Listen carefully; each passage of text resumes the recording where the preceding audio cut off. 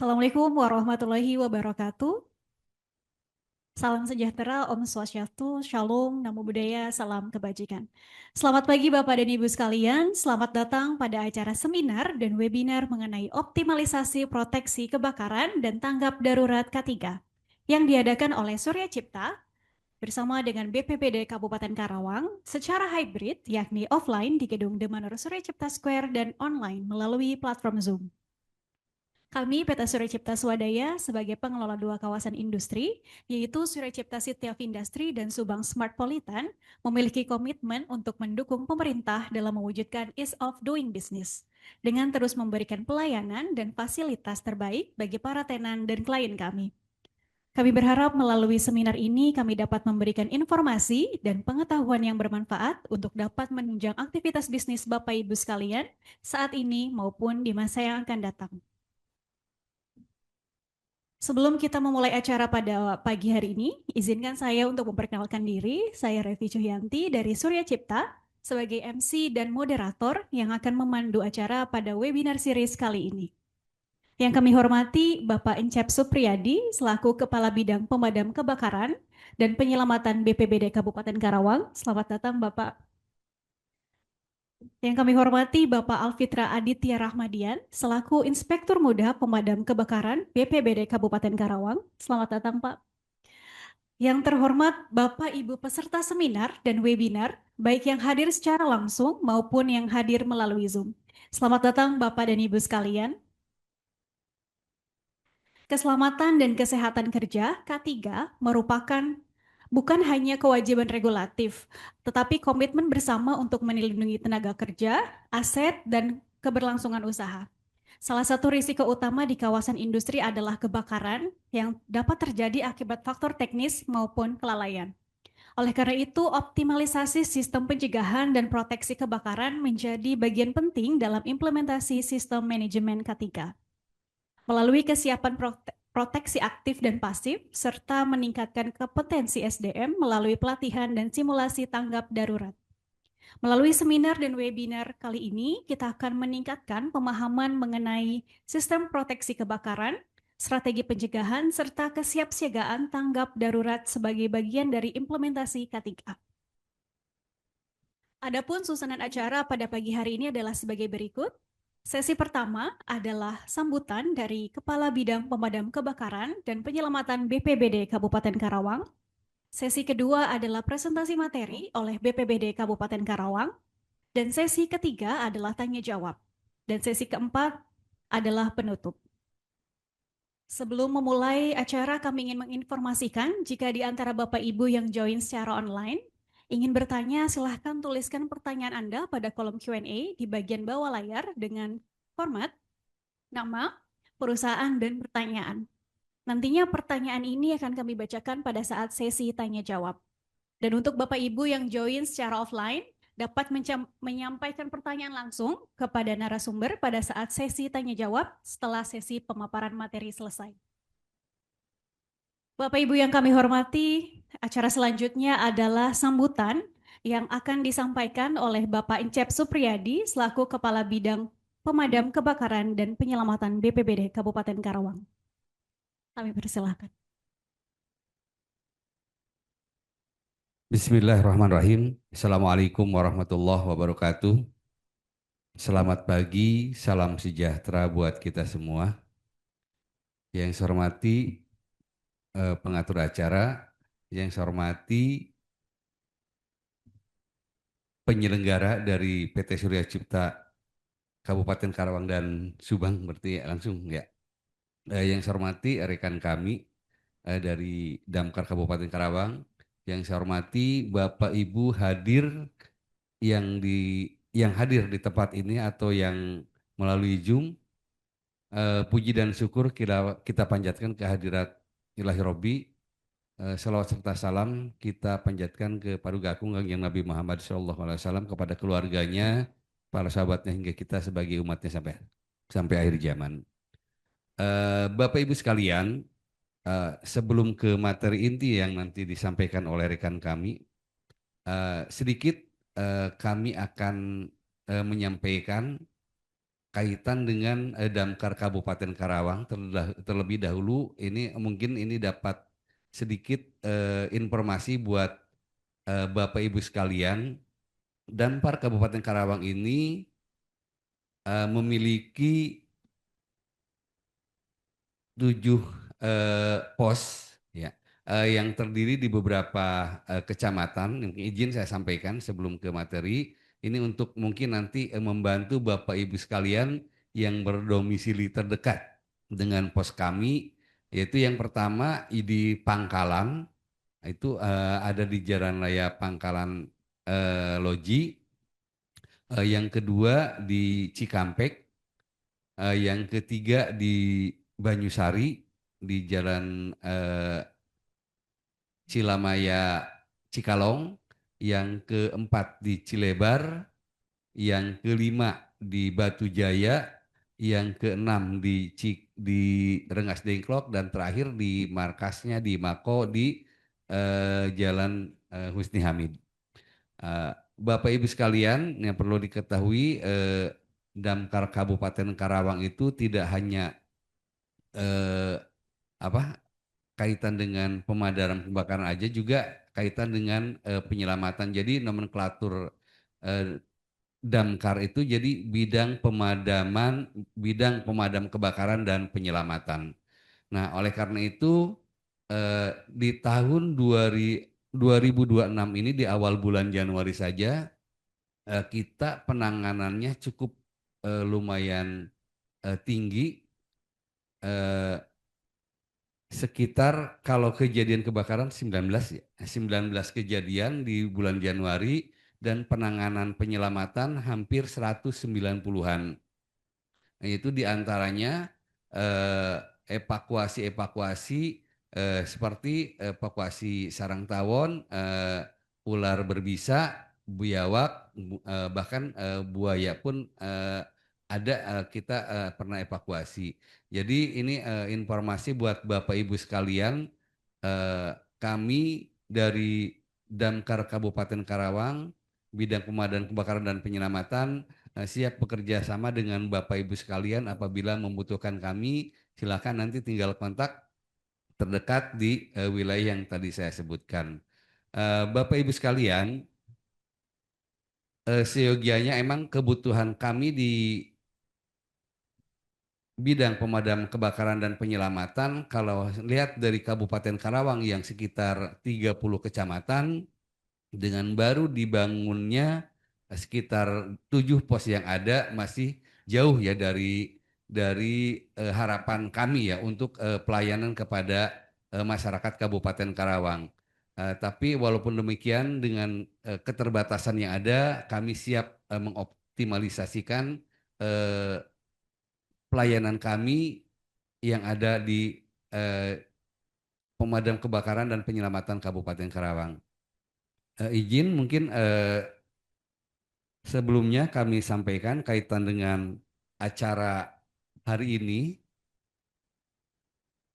Yang namanya bencana itu kan bisa diklasifikasikan ada 3 ya. Ada bencana alam, ada bencana non alam, ada bencana sosial. Nah, yang bencana alam mungkin yang kemarin-kemarin ada beberapa viral di berita-berita nasional, bahkan Karawang pun ada beberapa kejadian kaitan dengan bencana alam yang kaitan di beberapa lokasi, beberapa kecamatan, di beberapa desa yang ada banjir ya. Ada banjir karena curah hujan yang cukup besar yang terjadi di wilayah Kabupaten Karawang, menyebabkan beberapa wilayah tergenang dan beberapa tanggul yang jebol, menyebabkan air masuk ke permukiman. Itu diantaranya kaitan dengan bencana alam. Ada juga bencana itu yang dinamakan bencana non alam. Nah, bencana non alam ini disebabkan oleh beberapa faktor, diantaranya seperti beberapa tahun yang lalu kita ada pandemi. Nah, itu pandemi COVID-19 itu merupakan salah satu bencana non alam. Juga misalkan ada juga kebocoran-kebocoran gas, atau ada malfungsi mesin. Nah, itu bencana non alam. Ada yang terakhir mungkin bencana satu lagi bencana sosial. Nah, kenapa bencana sosial diklasifikasikan? Karena juga akan menyebabkan beberapa dampak kerugian baik materi maupun kerugian nyawa manusia. Misalkan terjadinya eh, kerusuhan gitu ya, terjadinya terorisme, juga terjadinya sabotase. Nah, ini pun bencana-bencana yang tadi saya sampaikan itu ini di Indonesia cukup riskan juga ya. Oleh karena itu ini menjadi apa? Menjadi bahan kita semua biar nanti hal-hal yang dari tiga jenis bencana itu baik bencana alam, bencana non alam dan bencana sosial ini dari awal kita mitigasi jangan sampai terjadi. Makanya dengan adanya kegiatan seperti ini merupakan eh, hal yang sangat baik Bu ya yang dilaksanakan oleh PT Surya Cipta ini sehingga wawasan-wawasan kita kaitan dengan kebencanaan, mitigasi bencana dan lain-lain hal yang menyebabkan beberapa kegiatan yang menyebabkan kerugian baik fisik maupun material itu bisa dihindari ke depan. Bapak Ibu sekalian, mungkin nanti secara teknis kaitan dengan materi yang lebih dalam disampaikan oleh rekan kami. Dari saya mungkin dicukupkan sekian saja. Terima kasih. Mudah-mudahan acara ini bermanfaat buat kita semua dan menjadikan bahan untuk khususnya Kabupaten Karawang dan beberapa kawasan yang ada di Kabupaten Karawang khususnya PT Surya Cipta ini menjadi kawasan yang aman, nyaman dan kita bisa aman tinggal di dalamnya. Itu saja yang bisa saya sampaikan. Terima kasih. Billahi taufiq wal hidayah. Assalamualaikum warahmatullahi wabarakatuh. Terima kasih Pak Encep atas sambutan yang telah diberikan. Bapak Ibu hadirin sekalian, kita akan memasuki acara inti, yaitu pemaparan materi mengenai optimalisasi proteksi kebakaran dan tanggap darurat K3 yang akan disampaikan oleh Bapak Alfitra selaku Inspektur Muda Pemadam Kebakaran BPBD Kabupaten Karawang. Kepada Bapak Alfitra, kami persilakan. Bismillahirrahmanirrahim. Assalamualaikum warahmatullahi wabarakatuh. Bismillahirrahmanirrahim. Rabbi shrah li sadri wa yassir li amri wahlul 'uqdatam min lisani yafqahu qawli amma ba'du. Yang terhormat tentunya Kabid Pemadam Kebakaran dan Penyelamatan Pancep Supriyadi, kemudian rekan-rekan dari PT Surya Cipta Swadaya, kemudian untuk rekan-rekan yang hadir secara offline, terima kasih banyak teman-teman sudah proaktif ya untuk bisa ingin tahu lebih banyak tentang proteksi kebakaran. Kemudian untuk teman-teman yang mungkin ikut juga di secara online, ya saya ucapkan terima kasih juga meskipun kita tidak bersua secara langsung, kita tetap berdiskusi tentang proteksi kebakaran ini. Mungkin ini jadi yang kedua ya kami ke sini ya, Bu Revi, di BPBD Kabupaten Karawang turun ke sini untuk membahas tentang optimalisasi proteksi kebakaran. Ada yang sebelumnya pernah ikut sesi pertama?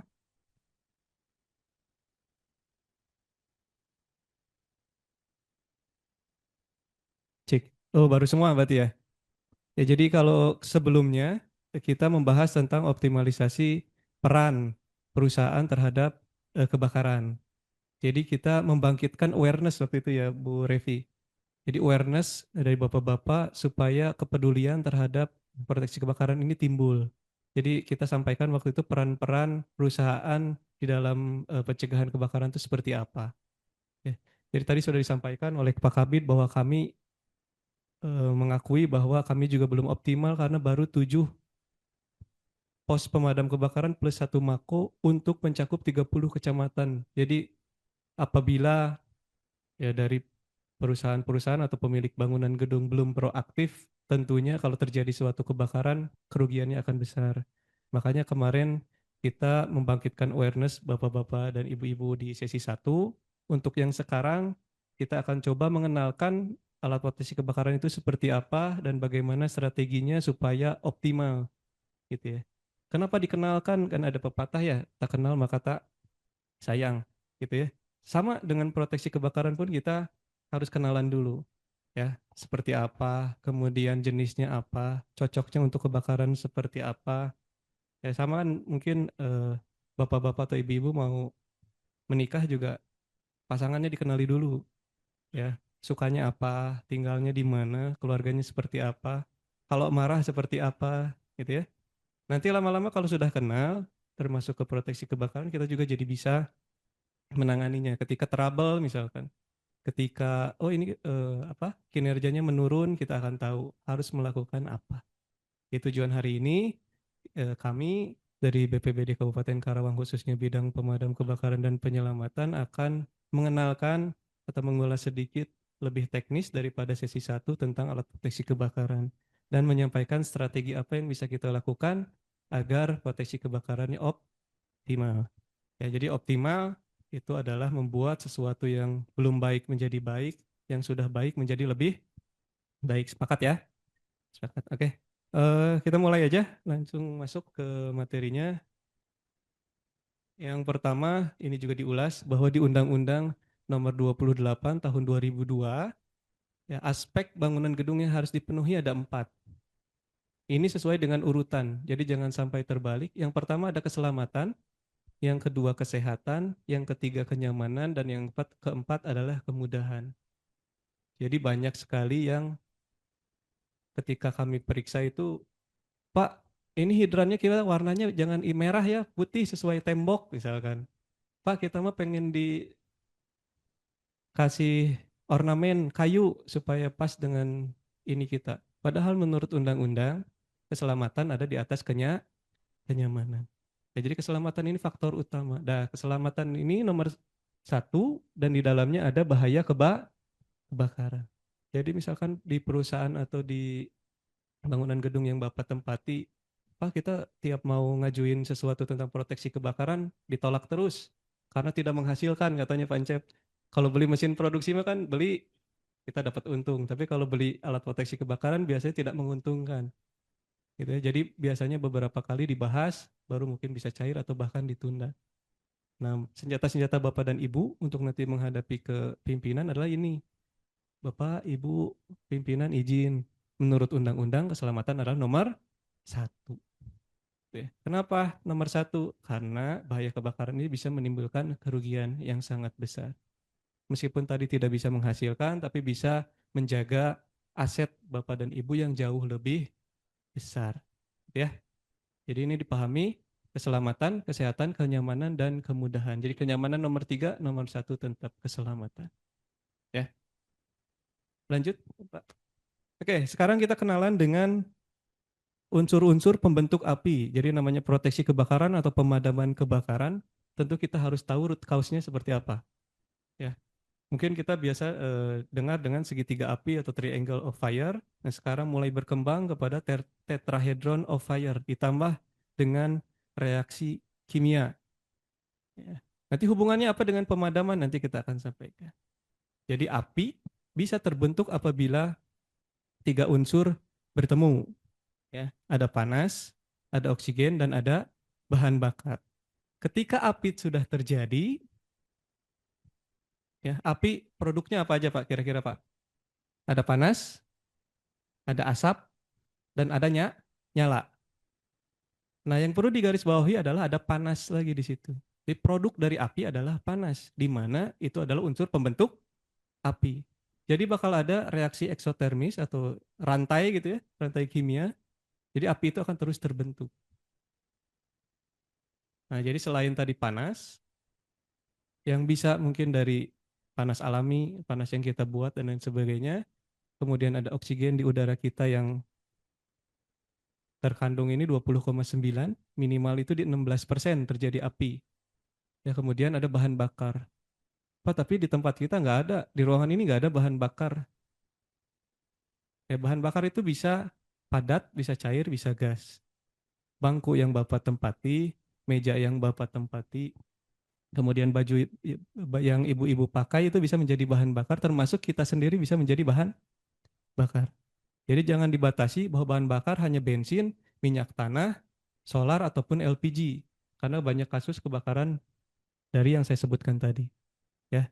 Jadi jangan sampai, oh Pak, di ruangan saya mah cuma tumpukan kertas. Tapi tumpukan kertas itu bisa menjadi bahan bakar. Ya. Nah ini yang penting juga di tengah-tengah ada chemical reaction tadi. termasuk untuk yang sekarang lagi ramai adalah baterai litium. Ya, kalau baterai litium reaksi kimia seperti apa? Bukan hanya panas, tapi menimbulkan oksigen sendiri. Nah ini jadi reaksi kimia ketika si litium ini terbakar bisa produk akhirnya adalah oksigen lagi.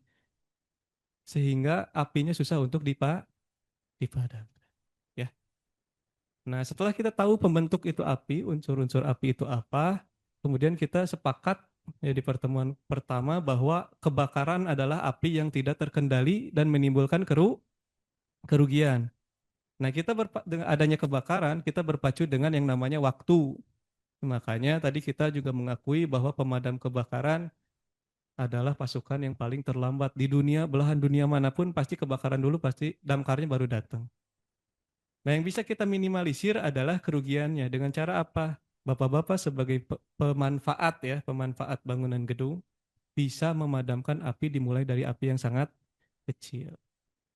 Kalau api kecilnya tidak atau kebakaran kecilnya belum dipadamkan, belum bisa dipadamkan misalkan oleh APAR, maka akan menjadi kebakaran sedang dan seterusnya. Ketika pemadam kebakaran sudah datang, tentunya kebakarannya sudah menjadi besar dan kerugiannya sangat-sangat besar. Jadi sekali lagi peran Bapak Ibu ini penting sebagai pemanfaat bangunan gedung. Ada pemadam, ngapain kita madamin api sendiri di tempat kita? Enggak. Ya, selagi bisa memadamkan api silahkan dipadamkan sendiri supaya kerugiannya tidak besar. Tadi disebutkan oleh Pak Kabid bisa kerugian material, bisa kerugian fisik. Nanti di akhir juga ada beberapa video tentang kerugian kebakaran. Kita bisa lihat damkar datang ke TKP itu kejadiannya udah seperti apa. Ya, lanjut Pak. Oke, tadi kita mengenali unsur pembentuk api. Nah, untuk memadamkan api, kita juga harus kenal dulu kan tadi. Saya kenalan nih sama istri misalkan. Dia ngambek. Nah, kita kan harus tahu cara ngerayunya supaya tidak ngambek gitu ya. Nah, itu tujuannya sama lah kayak gitu. Ya, unsur api terbentuk oleh 4 ini. Berarti untuk memadamkan api minimal harus dihilangkan salah satu. Ya. Nah, contohnya untuk menghilangkan panas, maka kita akan menggunakan metode yang namanya cooling atau pendinginan. Makanya damkar menggunakan air. Bajunya berwarna biru supaya kita eh, apa ya, menyerap unsur atau kita bekerja seperti air gitu ya, mendinginkan ketika terjadi kebakaran. Jadi untuk menghilangkan unsur panas, kita harus menggunakan metode yang namanya cooling. Biasanya menggunakan air, bisa menggunakan misalkan gas yang dingin, nitrogen dan lain sebagainya. Tapi yang paling efektif cooling adalah menggunakan air. Kemudian untuk menghilangkan unsur oksigen ada yang namanya smothering atau penyelimutan. Tadi ketika api terbentuk oksigennya sekitar 16% ke atas. Jadi kita harus buat kandungan oksigen yang ada di sumber api turun dari 16%. Caranya seperti apa? Mungkin Bapak Ibu pernah praktek waktu SD gitu ya, lilin ditutup sama gelas. Lama-lama lilinnya akan padam karena kandungan oksigen di dalam gelas tersebut menurun. Gitu ya. Kalau pernah praktik pemadaman api menggunakan kain basah, gitu ya, ditutupin itu mengurangi kadar atau misalkan APAR menggunakan CO2. Ketika CO2 disemprotkan, kandungan CO2-nya meningkat, oksigennya terikat, ya, kandungan oksigennya turun, apinya akan padam.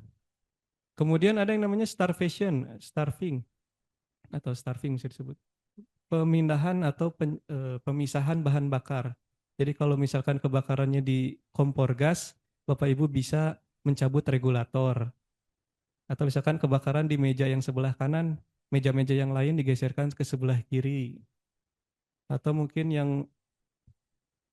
di otomotif gitu ya, mobil ketika kita nyalakan, ketika nyala mobilnya pompa bensinnya nyala, kemudian kita matikan pompa bensinnya mati, otomatis mobilnya pun mati. Itu adalah menghentikan suplai bahan bakar.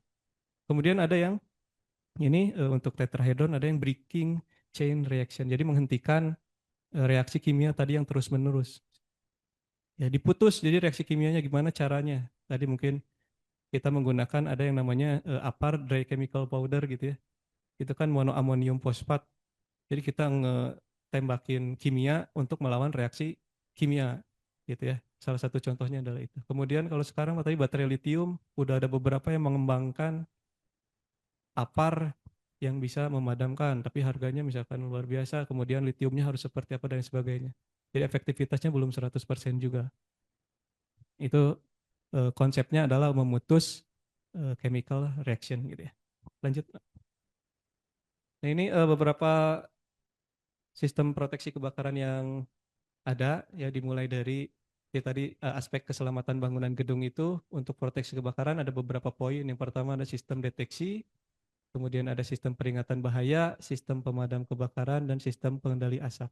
Nanti yang kita akan bahas adalah sistem proteksi aktif dan sistem proteksi pasif saja. Untuk sarana jalan keluar dan lain-lain mungkin nanti di sesi berikutnya ya.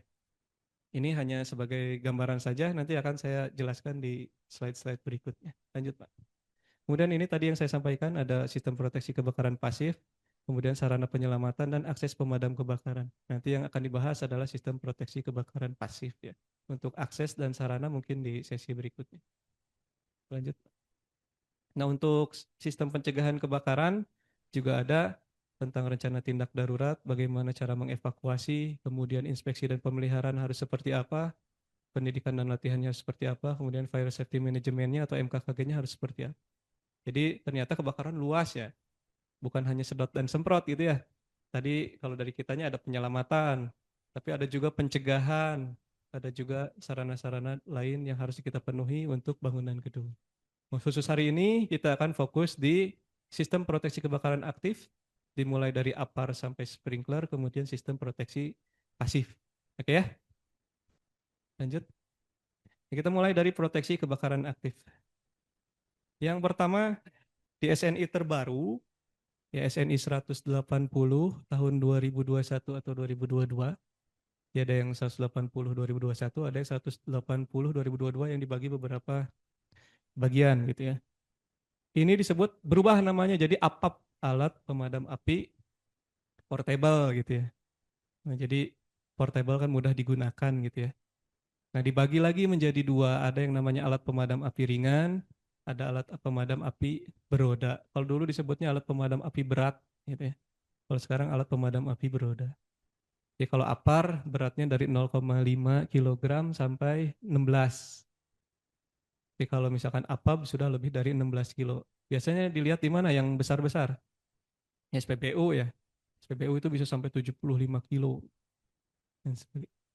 Ya, jadi ada dua, ini kita harus pahami. Ya, nanti tinggal disesuaikan dengan bangunan gedung Bapak-bapak. Cukupnya menggunakan APAR, ukuran berapa, atau harus menggunakan APAB. Kenapa SPBU menggunakan APAB? Karena memang risikonya sangat tinggi, karena ada BBM di sana.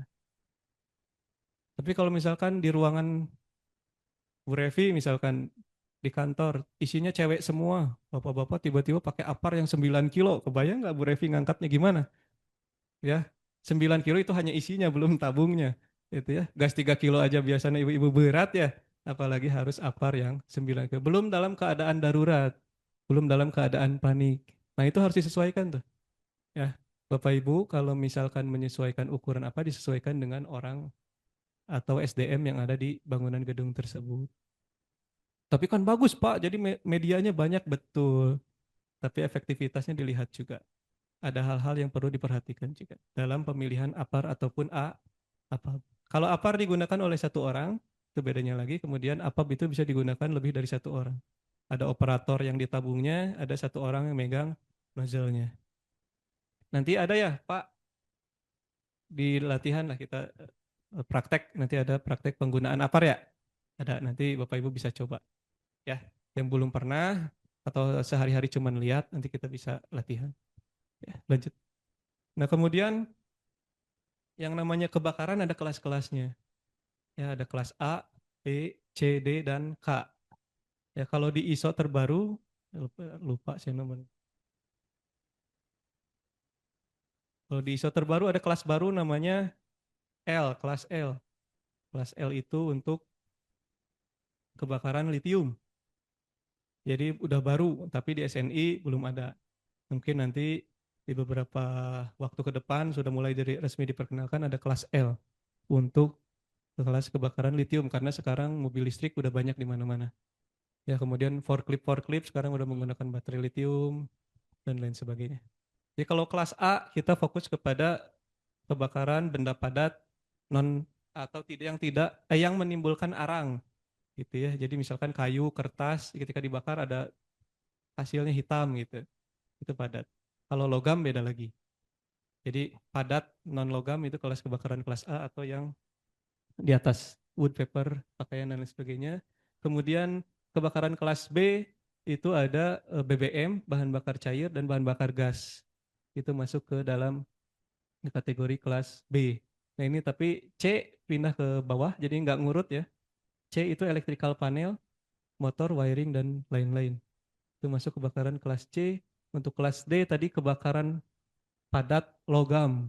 Jadi kalau magnesium, aluminium yang titik nyalanya sangat tinggi, itu kelas kebakaran kelas D. Kemudian kebakaran kelas K atau di beberapa yang disebutkan di Permenaker itu kelas E, itu untuk minyak goreng yang terbakar atau lemak lemak binatang itu ya yang terbakar. Nah, Bapak dan Ibu perlu identifikasi sebelum membeli apar. Kira-kira potensi terjadinya kebakaran di bangunan gedung Bapak Ibu itu apa? Ya, karena ada yang cocok, ada yang tidak cocok. Ini contohnya dry chemical powder itu cocok digunakan untuk kebakaran kelas ABCD. Jadi dia multipurpose disebutnya. Bisa multifungsi, bisa digunakan di kebakaran kelas apapun. Kecuali kebakaran kelas ini ya, E. Kemudian yang foam atau busa bisa di kebakaran kelas A dan B. Kenapa tidak di C? Karena busa mengandung air. Jadi ketika dia disemprotkan misalkan ke electrical panel, maka akan ada konslet ataupun hal yang tidak diinginkan untuk petugas gitu ya. Ada sambaran listrik. Kemudian untuk CO2 sebenarnya efektif juga untuk kelas A, tapi tidak 100% untuk di outdoor. Ya, sebenarnya ini efektif juga. Kemudian untuk kelas B efektif tapi untuk logam tidak. Nah, ini sangat cocoknya untuk electrical panel gitu ya. Kemudian untuk air, Pak, emang apar ada air? Ada. Bisa, bisa. Tapi efektif enggak? Nah, itu yang jadi pertanyaan. Ya udah aja mending beli galon ya air mineral yang 15 liter daripada kita harus apar isinya air gitu ya. Jadi dan ini kurang efektif karena bisa hanya memadamkan kelas A saja. Kenapa kalau misalkan kebakaran BBM tidak efektif? Kalau misalkan BBM disiram menggunakan air biasanya makin membesar karena sifatnya air dan minyak itu tidak bisa bersatu. Kemudian ada juga yang tadi dry chemical powder, yang ini ada khusus untuk wet chemical powder. Jadi, wet chemical nggak pakai powder. Jadi bentuknya cair tapi unsur airnya lebih sedikit, makanya dia bisa memadamkan kelas K gitu ya, atau kelas minyak goreng dan animal fats dan lain-lain. Berarti Pak, selama ini yang paling efektif dry chemical powder banyak digunakan sekarang dry chemical powder. Cuman pasti tentunya ada kekurangan juga. Kekurangannya adalah menimbulkan residu. Ya, jadi karena bubuk ya itu bisa membuat kotor satu ruangan gitu. Padahal misalkan hanya di titik tertentu kebakarannya, satu laptop misalkan kebakaran, kita semprot menggunakan dry chemical powder, apinya padam, tapi residunya bisa kemana-mana satu ruangan. Kemudian karena tadi chemical monoamonium fosfat itu sifatnya adalah asam, jadi bisa membuat korosi. Jadi kalau disemprot ke electrical panel, kadang-kadang electrical panelnya tidak bisa selamat karena membersihkannya susah. Ya, itu kekurangannya dari chemical powder. Jadi kalau tadi misalkan Pak untuk ruang server bagusnya apa? Ya dry chemical powder bisa, tapi lebih efektif adalah CO2 atau clean agent. Karena bentuknya gas, tidak ada residu, kemudian di ruangan yang terbatas sehingga kandungan oksigennya bisa kita turunkan. Gitu ya. Lanjut? Oke, lanjut. Kemudian tadi kita apar adalah untuk pemadaman api yang masih awal, masih kecil, gitu ya. Untuk mengetahui adanya kebakaran atau tidak, kita tentunya perlu yang namanya sistem deteksi. Sistem deteksi dini ini ada namanya smoke detector untuk mendeteksi adanya asap, kemudian ada heat detector yang bekerja berdasarkan temperatur, kemudian ada flame detector Ini bentuknya seperti CCTV dan infrared gitu ya, kayak di termogan. Ketika warnanya berubah sendiri di temperatur sekian, dia akan mendeteksi berarti ada api. Kemudian ada yang manual call point, ini bekerja berdasarkan manual. Kalau Bapak Ibu melihat api, detektornya ternyata nggak nyala, bisa langsung pencet, bisa tarik, bentuknya banyak. Ya, kemudian tipe lainnya ada beam detektor, gas detektor, dan lain-lain.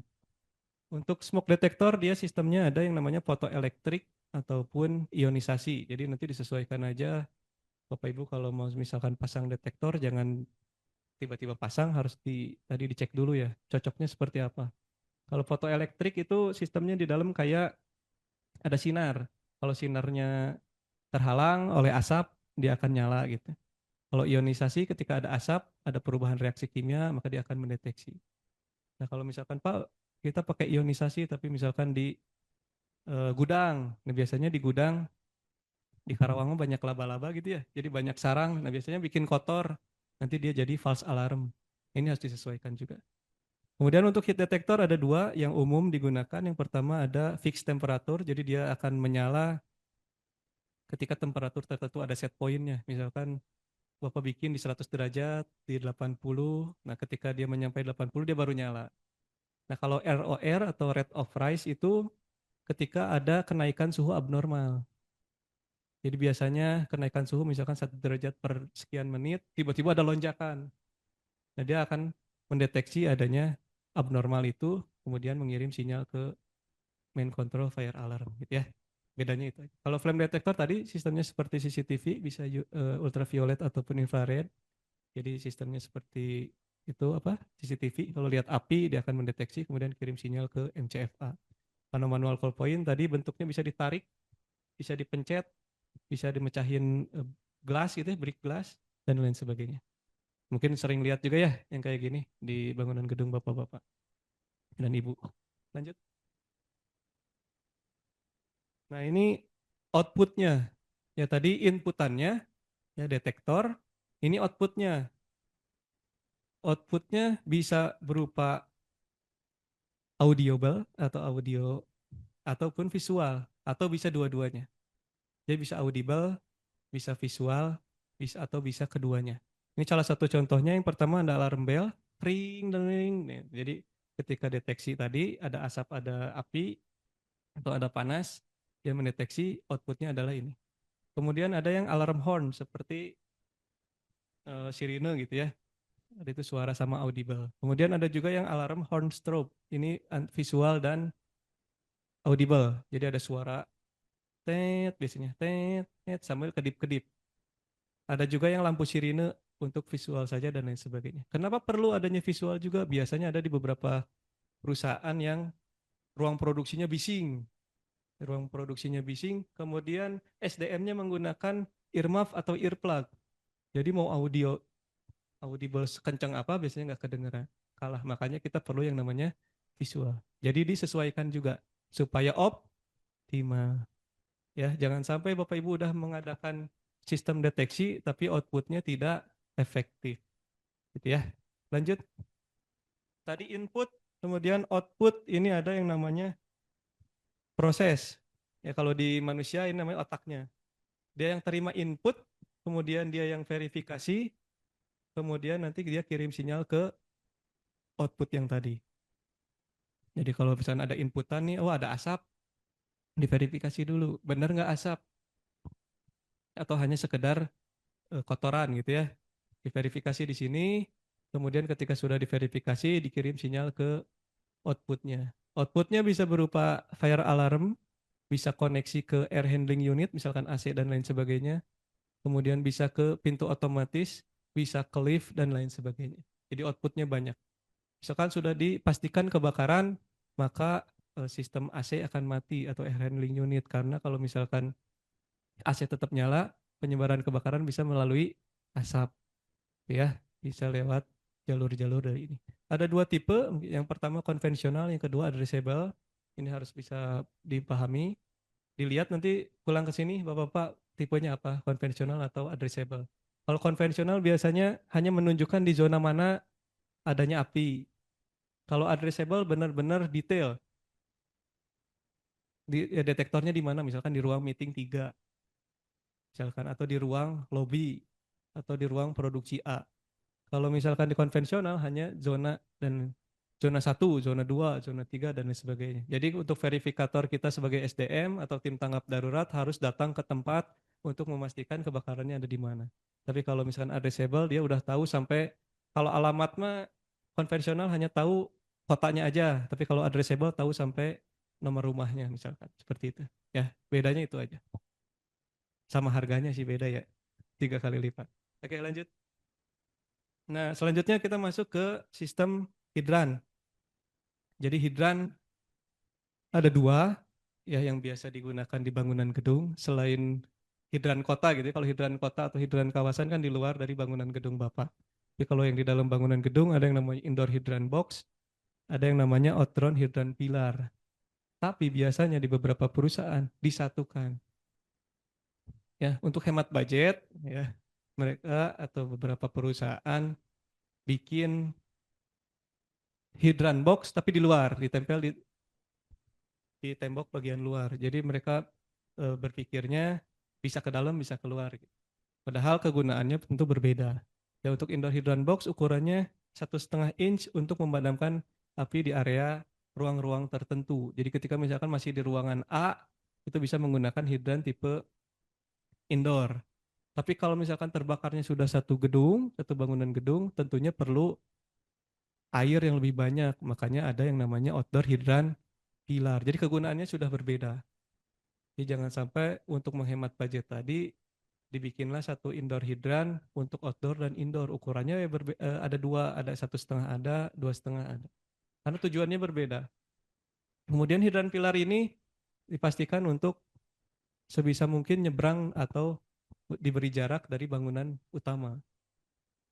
Supaya apa tadi ketika kita pemadaman dan kebakarannya sudah besar gitu ya, satu gedung, secara tim pemadaman, secara safety aman.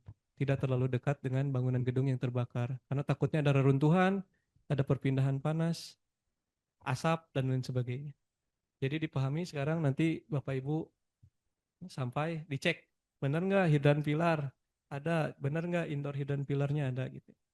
Ya, coba nanti dicek. Jadi hidran itu ada 2. Oke, lanjut. Nah ini banyak juga yang bertanya tentang pompa kebakaran. Jadi bahasa di regulasinya memang pompa kebakaran. Pernah ada yang nanya, Pak, bukannya pompa pemadam kebakaran ya? Kalau pompa kebakaran kita mikirnya pompanya kebakaran. Ya, tapi secara regulasi memang namanya adalah pompa kebakaran. Kita ikut regulasi dulu aja ya. Ada 3 jenis. Yang pertama joki pump, electric pump, dan diesel pump. Meskipun sebenarnya kalau misalkan konfigurasi di bangunan gedung itu namanya bukan ini, tapi namanya joki pump atau pompa pacu, main pump, pompa utama, dan secondary pump atau pompa cadangan. Konfigurasinya bisa beda-beda. Ya, jadi tidak ada peraturan yang eksplisit menyebutkan harus joki elektrik diesel gitu. Bisa aja mungkin joki elektrik, tapi harus punya daya sendiri, harus punya genset misalkan.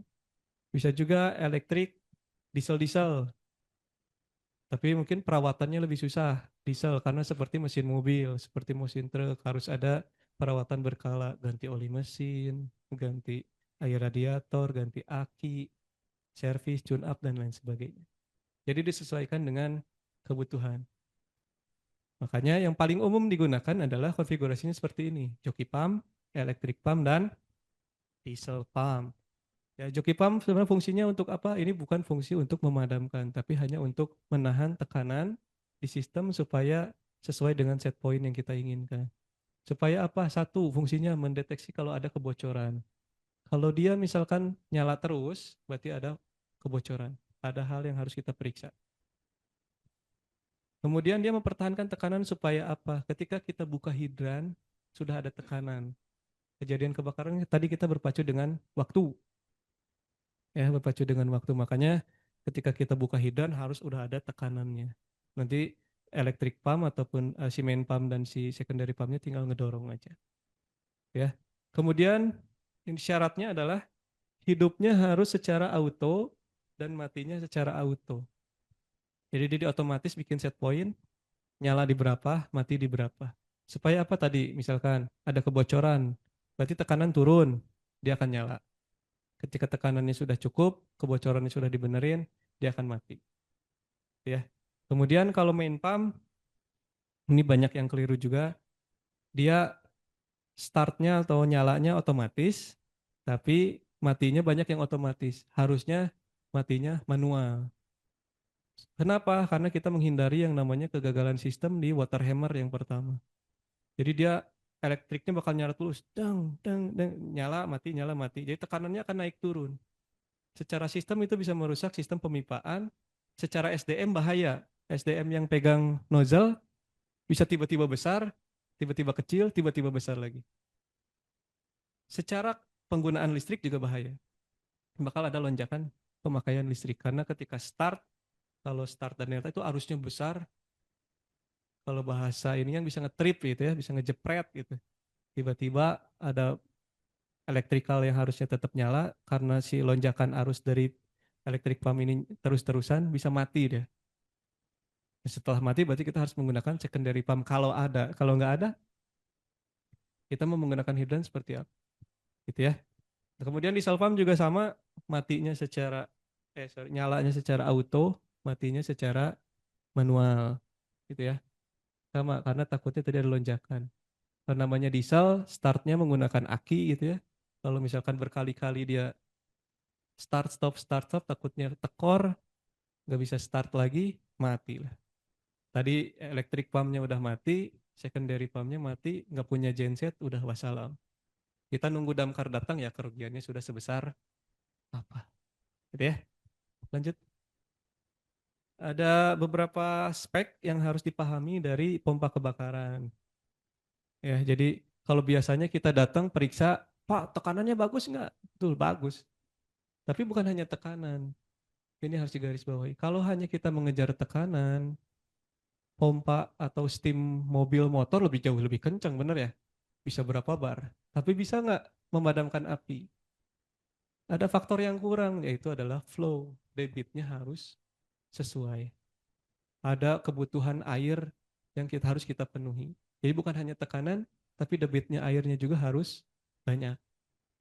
Gitu ya. Makanya nanti di spesifikasi bangunan gedung Bapak dilihat pompanya, flow-nya berapa, head-nya berapa. Nanti nyambungnya kemana? Ketika kita pemeriksaan, Pak, kita nyampe nggak 4,5 bar? Misalkan nyampe, tapi dibuka berapa titik? Satu.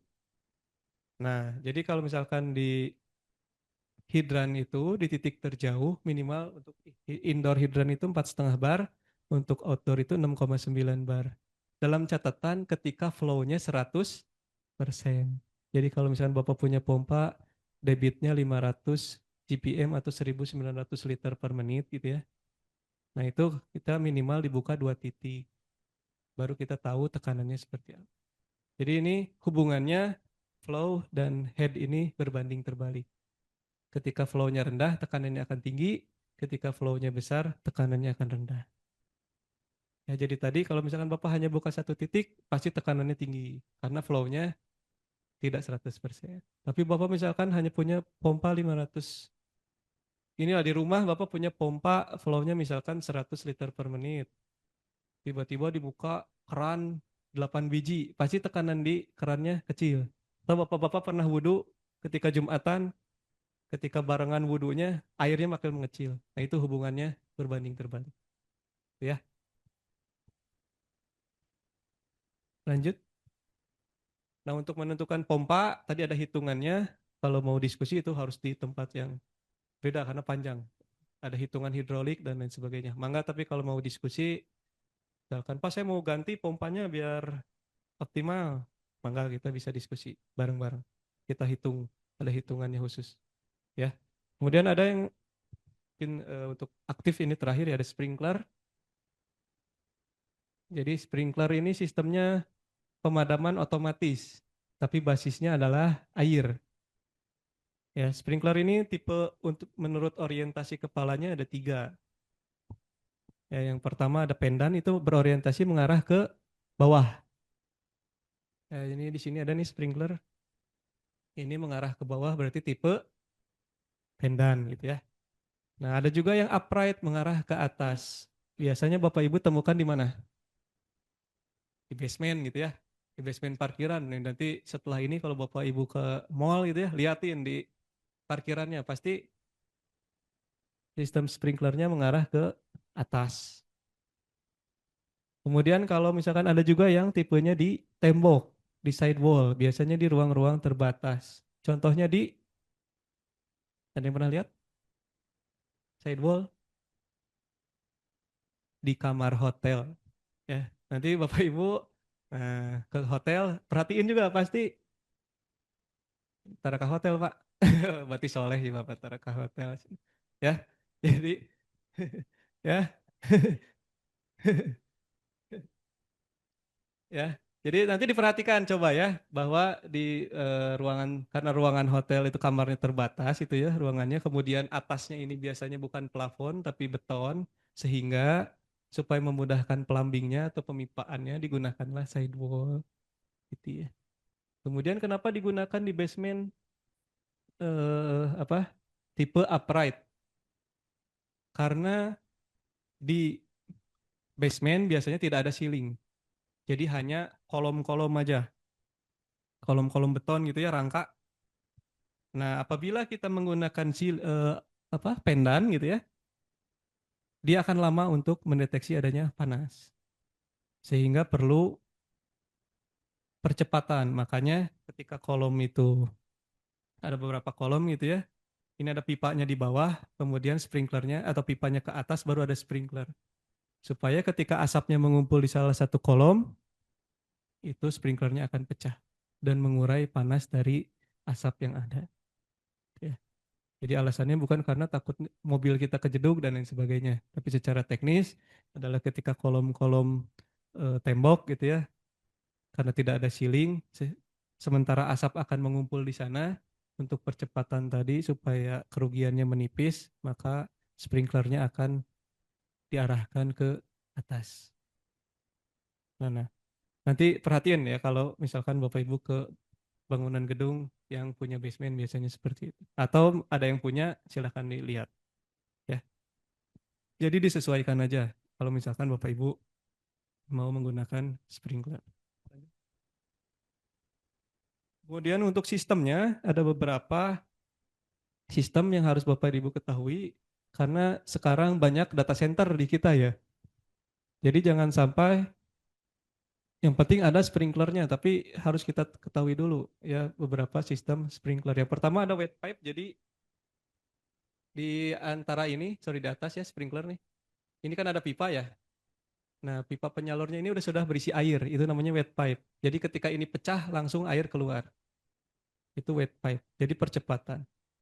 Ya, tapi ada juga yang dry pipe. Jadi dari sini sprinkler, di sini pipa itu tidak berisi air, tapi berisi gas. Jadi di jalur-jalur pipanya yang ada di ruangan ini tidak ada airnya, tapi berisi gas. Tapi ketika dia pecah, gasnya keluar, otomatis nanti valve solenoidnya kebuka, air baru keluar. Tujuannya apa? Tadi di data center, kalau misalkan ada pipa air seperti ini di atas dan kemudian rembes, bocor, netes-netes masuk ke server, dia akan rusak. Ya, makanya di data center menggunakan sistemnya dry pipe. Tapi secara pemasangan tentunya jauh lebih mahal ongkosnya karena harus menggunakan gas dan lain sebagainya. Tapi lebih aman karena takutnya ada kebocoran dan lain-lain. Kemudian ada pre-action. Kalau pre-action itu menggunakan detektor, jadi tidak ada bulbnya atau air raksanya, dia tidak akan pecah sesuai dengan panas derajat tertentu, tapi dia akan terbuka ketika detektor mendeteksi adanya api. Di laci pun sama, ya tidak akan langsung. Tapi kalau misalkan seperti ini, untuk tipe 1 dan 2, dia akan pecahnya hanya 1 titik atau 2 titik tergantung apinya ada di mana. Tapi kalau misalkan untuk tipe 3 dan 4, dia akan satu ruangan terbuka. Jadi misalkan kebakarannya hanya di 1 titik, di meja yang depan misalkan. Tapi satu ruangan ini akan terbasahi oleh air. Karena sistemnya menggunakan nomor 3 dan 4. Tinggal disesuaikan aja. Nanti kalau Bapak Ibu mau pasang sprinkler, cocoknya yang mana. Ya, lanjut. Nah, ini sedikit terakhir untuk aktif. Sistemnya sama seperti sprinkler, tapi medianya berbeda. Jadi fire suppression biasanya menggunakan gas untuk menghilangkan oksigen. Yang paling umum digunakan adalah gas FM200. Ya. Jadi tampilannya seperti ini. Di sini ada gas berisi tadi, agentnya bisa FM200, bisa ada yang CO2, ada yang lain sebagainya ya. Kemudian nanti ini yang warna hitam ini ada detektor. Nah, dia sistemnya harus cross zone biasanya. Jadi untuk verifikasi, jangan sampai alarmnya palsu, ini sudah menginjek ke dalam sini. Ya, ada deteksi, ketika sudah diverifikasi, dia biasanya ada waktu untuk SDM evakuasi. Karena takutnya kita misalkan di ruangan ini pakai sistem suppression, tiba-tiba injek, nggak ada oksigen ya kita lewat gitu ya, meninggal dunia karena kekurangan oksigen. Jadi ada biasanya waktu sekitar 30 detik untuk evakuasi. Orang-orang keluar dia baru injek. Sistemnya otomatis. Biasa digunakan di beberapa ruang server, di beberapa gardu induk, di PLTGU Cilemaya itu pakai menggunakan seperti ini. Ya biayanya lebih mahal tapi lebih efektif karena tidak merusak panel-panel yang tadi kelistrikan gitu ya. Kalau air kan tadi merusak ya. Ketika kita spray sprinkler dia akan rusak. Tapi kalau misalkan menggunakan ini kemungkinan rusaknya hanya karena kebakarannya bukan karena water damage-nya. Ya, lanjut. Sekarang proteksi kebakaran pasif. Tadi kalau aktif itu, jadi bedanya adalah sistem proteksi yang menggunakan energi. Bisa energi listrik, bisa energi mesin tadi ya, BBM, bisa energi manusia, gitu ya, dan lain sebagainya. Tapi kalau sistem proteksi kebakaran pasif tidak menggunakan energi, ya tidak menggunakan energi, bedanya itu. Contohnya apa? Next, ada yang namanya fire stop. Jadi kita harus meminimalisir eh, perambatan kebakaran. Jadi kalau kebakaran itu biasanya merambatnya melalui asap justru. Makanya ada yang namanya fire stop. Kita batasi saf-saf ya seperti ini misalkan dari lantai 1 ke lantai 2 biasanya ada saf untuk plumbing, untuk pipa maupun kelistrikan, maka kita buat menggunakan fire stop. Fire stop ini bisa berupa semen, bisa berupa cairan foam gitu ya, ataupun lain-lain. Banyaklah contoh. Jadi kalau misalkan kita kemarin kejadian ya kebakaran di Jakarta, kenapa kebakarannya di lantai 1 tapi yang banyak yang korbannya di lantai 5? Karena asap kan membumbung ke atas, sementara ini tidak ada eh, fire stop. Jadi asap naik ke atas, panas, terjadi kebakaran di lantai atasnya dan berikut terus dan terus sampai ke lantai yang atas. Makanya kita harus batasi menggunakan fire stop. Nah di beberapa perusahaan yang pernah saya datangi belum ada nih yang menggunakan seperti ini. Jadi di beberapa section itu produksi A ke produksi B belum ada yang menggunakan ini. Jadi kabel traynya belum menggunakan fire stop. Ini bisa menjadi penyebaran gitu ya, penyebaran asap untuk perambatan kebakaran. Lanjut. Nah ini ya contohnya ada coating ya bentuknya kayak cat anti bocor gitu ya. Kemudian ada yang foam, ketika kita injek dia akan mengembang kemudian mengeras. Ada yang seperti semen. Jadi tinggal disesuaikan aja cocoknya seperti apa. Lanjut Pak. Kemudian proteksi pasif ada yang kompartemenisasi ya. Kalau misalkan nih tadi lantai 1 ke lantai 2 lantai 3 diusahakan di antar lantainya ini menggunakan bahan yang tingkat ketahanan apinya minimal 2 jam. Kalau misalkan ada di ruangan sekat-sekatnya, misalkan di sini gardu induk atau misalkan di salah satu perusahaan yang lagi dibangun tuh baterai itu ada eh, pokoknya salah satu baterai lah di satu ruangan supaya tidak menyebar maka satu keliling ini digunakan tingkat ketahanan api. Jadi bahan temboknya itu tingkat ketahanan apinya minimal 2 jam termasuk pintunya, jendelanya dan lain sebagainya. Itu namanya konsep kompartemenisasi. Jadi kita tidak perlu energi kan? Ini sudah dibangun dari awal, tapi supaya kita menghambat perambatan kebakaran. Lanjut Pak. Ini contoh-contohnya kompartemenisasi dan lain sebagainya. Ada smoke barrier untuk menghindari penyebaran asap dan lain sebagainya. Nanti bisa kita share lah ini materinya. Lanjut. Nah itu tadi eh, pengenalan ya, pengenalan untuk proteksi kebakaran pasif dan aktif gitu ya. Tadi aktif menggunakan energi, dimulai dari APAR dan lain sebagainya. Ada juga yang pasif, dari mulai kompartementalisasi, fire stop dan lain sebagainya. Nah sekarang bagaimana strategi kita untuk mencegah kebakaran? Ini saya kasih beberapa yang bisa dilakukan, mudah dilakukan gitu ya, supaya tidak terjadi kebakaran. Kalau tadi kan kita memadamkan api, kalau sekarang bagaimana kita strategi untuk tidak terjadinya kebakaran? Yang pertama, ini halnya sepele ternyata tapi bisa membantu menghindari kebakaran. Good housekeeping, mencegah terjadinya kebakaran. Ya, prinsip alat proteksi kebakaran itu mudah dilihat, mudah dijangkau, mudah digunakan. Jadi jangan sampai alat proteksi kebakaran terhalang oleh benda apapun. Berarti termasuk ke dalam housekeeping. Kemudian penyimpanan bahan B3 yang atau bahan-bahan yang mudah terbakar juga termasuk ke dalam housekeeping. Ya, jadi mulai sekarang bapak-bapak bikin SOP housekeepingnya harus seperti apa. Karena ini bisa membantu terhadap kalau terjadi kebakaran termasuk misalnya jalur evakuasi. Jadi ada beberapa bangunan gedung termasuk apartemen di salah satu di Karawang. Si tangga daruratnya disimpan meja, lemari dan lain sebagainya. Kebayang kalau kita penghuni di lantai 30 terjadi kebakaran, kita harus lewat kemana? Ya. Jadi good housekeeping prevents fire. Setuju ya? Ini salah satu strategi. Jadi ini PR juga buat bapak-bapak dan ibu semua harus mulai memperhatikan housekeeping. Jadi bukan hanya memperhatikan alatnya, tapi SDM-nya juga harus diperhatikan. Ya. Lanjut,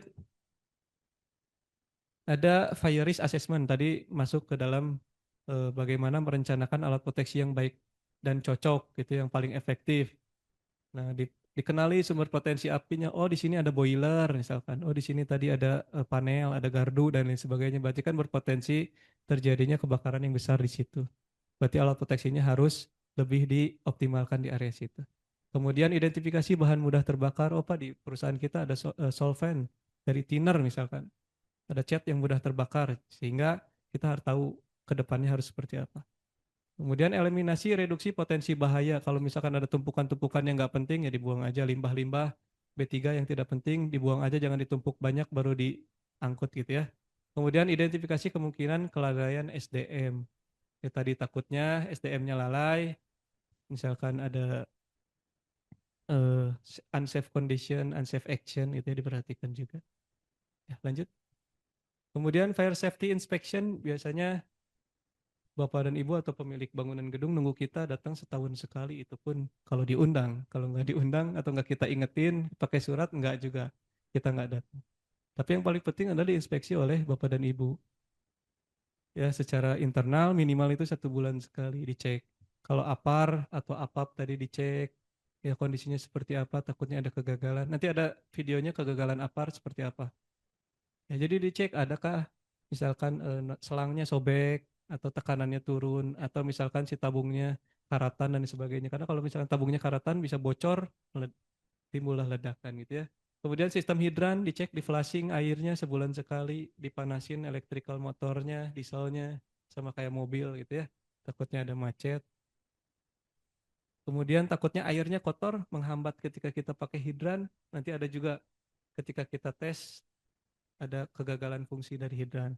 Kemudian tadi ya lakukan sistem alarm kebakaran. Misalkan kalau nunggu kita kan ngeceknya lama ya, setahun sekali. Bapak Ibu bisa misalkan menggunakan smoke sendiri, misalkan menggunakan vape, menggunakan apapun itulah, heat, menggunakan lampu LED dan yang panas, lampu pijar dan lain sebagainya itu bisa.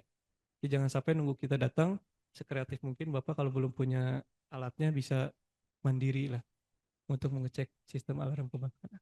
Lanjut. Strategi terakhir adalah fire drill. Jadi kami pun pemadam kebakaran tidak ada yang jago, adanya yang terlatih. Tujuh ya pemadam kebakaran sudah cipta ya, adanya yang terlatih. Karena kita biasa, makanya bisa.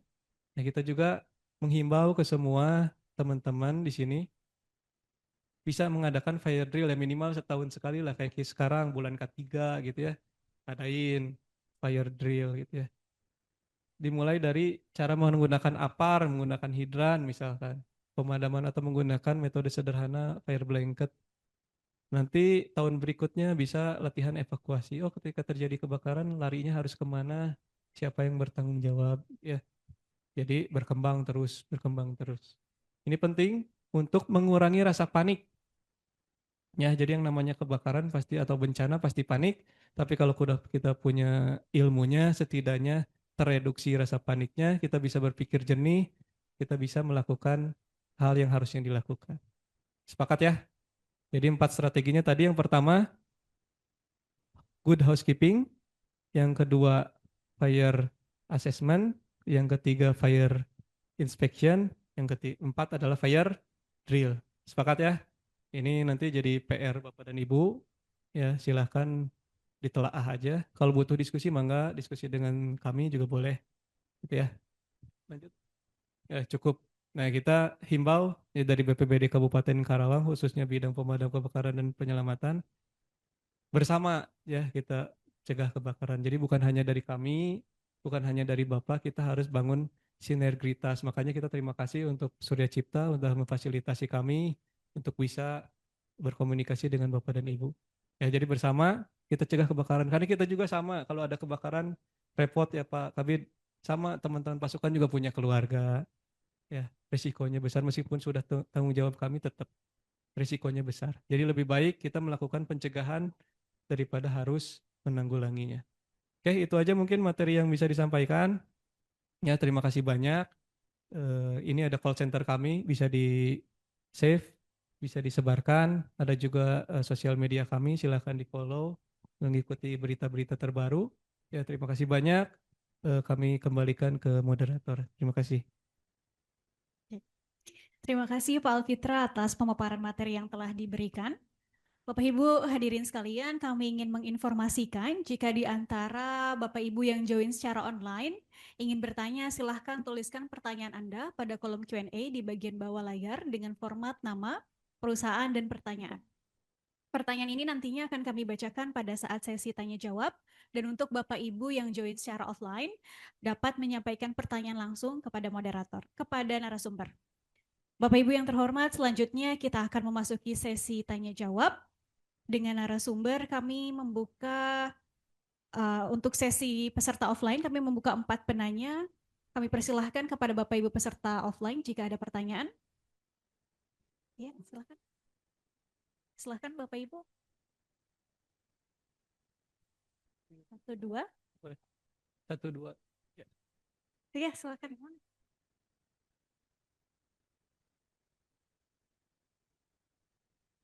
Oke, baik. Perkenalkan nama saya Denny Arif Nugraha dari PT Mori Industri Indonesia. Terkait untuk pemadaman di ruang server. Kalau di ruang server itu menggunakan air, otomatis untuk alat-alat servernya sendiri itu kan pasti bakalan rusak ya. Dan data di situ kan banyak sekali. Nah, kemudian kalau misalkan device-device-nya pada rusak, alat-alat servernya rusak, otomatis datanya juga hilang ya. Nah, ada solusi tidak selain menggunakan air, pemadaman apinya seperti apa? Ini cukup dari saya. Terima kasih.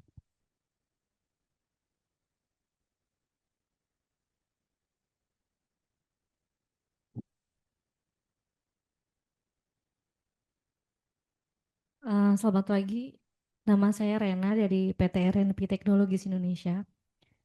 Sebenarnya ada 2 pertanyaan. Tadi pertanyaan pertama mungkin sudah diwakilkan terkait ruang server ya. Jadi kami punya ruang server itu kecil sekali, ada 3x2 ya. Itu aparnya itu harus seperti apa idealnya? Apakah itu kan ruang server selalu terkunci ya? Apakah memang harus ada di dalamnya atau bisa di area luar, eh, bisa dipakai untuk di area luar sekaligus server?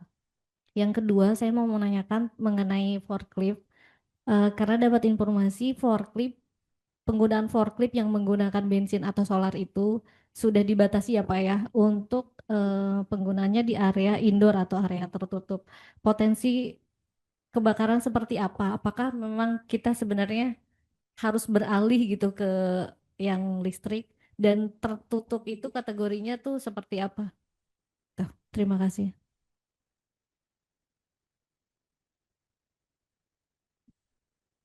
Baik, satu lagi sana. Oke, lanjut aja sekalian.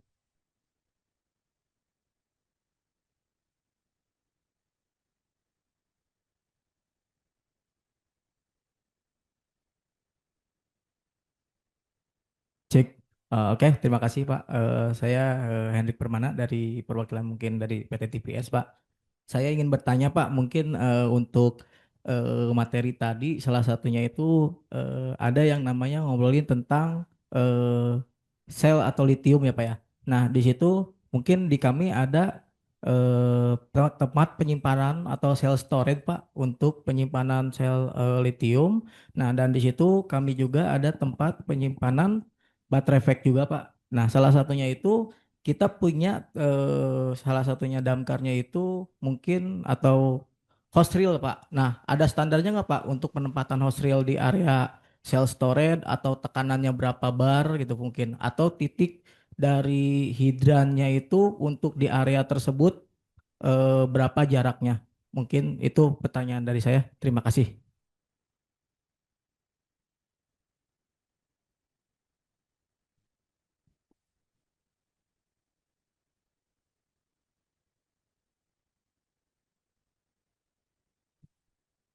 Cik.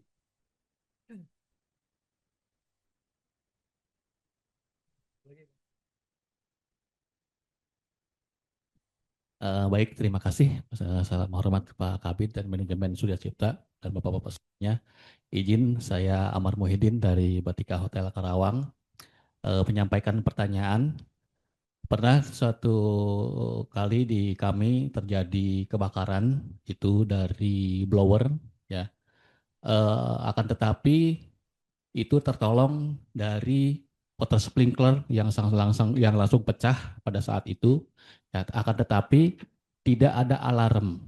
Ya, pertanyaannya apakah memang eh, ketika api langsung ditangani oleh water sprinkler itu, apakah itu memang tidak terdeteksi atau apa namanya bagian tersebut tidak terkoneksi dengan MCFA gitu Pak. Ya, pertanyaannya seperti itu karena memang setelah kami evaluasi dilihat dari rekaman CCTV pada saat ada percikan api itu langsung dipadamkan oleh water sprinkler tapi kami sendiri tidak ada fire alarm Pak. Ya, seperti itu. Mohon penjelasannya. Terima kasih. Baik, terima kasih untuk Bapak-Bapak dan Ibu yang sudah bertanya. Ada 4 pertanyaan. Yang pertama dari Pak Denny ya. Pak Denny tentang ruangan server. Jadi kalau ruangan server itu, kalau memang ruangannya besar, kami sarankan sebenarnya FM 200. Seperti fire suppression ya. Fire suppression seperti tadi. Jadi sistemnya otomatis. Apalagi yang tadi misalkan tidak ada orang yang tinggal di sana. Jadi tinggal-tinggal gitu ya. Tapi memang secara biaya tentunya besar. Agentnya aja besar apalagi instalasinya. Untuk sementara biasanya di beberapa ruang server itu menggunakan APAR jenis gas CO2 ataupun clean agent. Mangga disesuaikan aja dengan kebutuhan Bapak ataupun dengan budgetnya gitu ya. Tapi disimpannya tidak di dalam. Ini nyambung ke pertanyaan yang Ibu. Disimpannya tidak di dalam, disimpannya di luar di dekat pintu.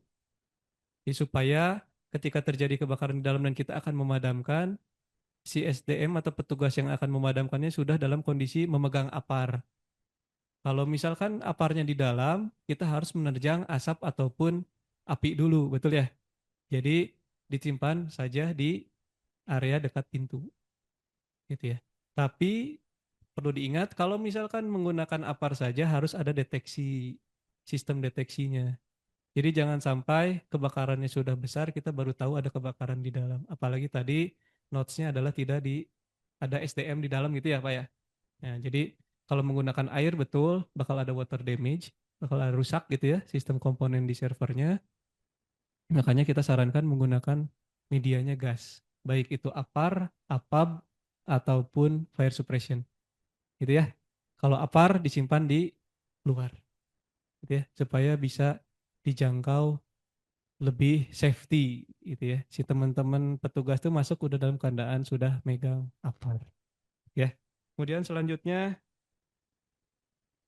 Ada Bu Rena tadi ya, ruang server udah. Forklift, ya forklift kalau di beberapa perusahaan makanan sudah tidak dibolehkan untuk menggunakan BBM ataupun BBG.